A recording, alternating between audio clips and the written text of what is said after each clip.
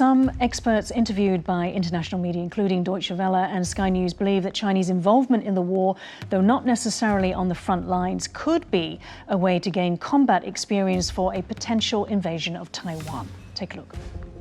They are intensely interested in this, as everybody else is, because what's happening in Ukraine is the pointer to the way full-scale war will evolve for the rest of this century.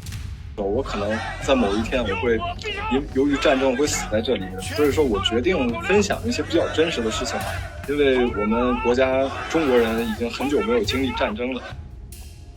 The last time China's People's Liberation Army fought a conflict was the Sino-Vietnamese War in 1979. Prior to that was its incursion onto the border with India in 1962, which followed the only full-scale war the PRC has fought on the Korean Peninsula. In the graphic, we've provided the current age of a soldier today, assuming his age at fighting was 20 years old. The final column estimates deaths out of the total number of troops. Guillemot, let me come to you. How badly do you think China does need combat experience if it wants to attack Taiwan? I think it needs a lot of combat experience. If you look at the UN and its peacekeeping forces, over the last 20 years, China has just dumped a lot of people into those forces. Before that, they did the peaceful thing. We don't get involved with any war anywhere in the world. And suddenly now they're trying to get any experience they can.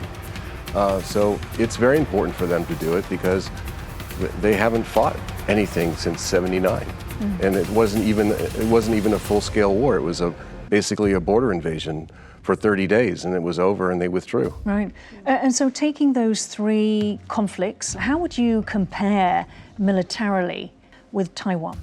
The case of Korea is that Mao struggled to decide whether or not he was going to help the North Koreans with their war against the South. And he wasn't exactly enthusiastic about it, but the Russians encouraged him to do it. And he sent his PLA troops that were called the Volunteer Army as a deception name.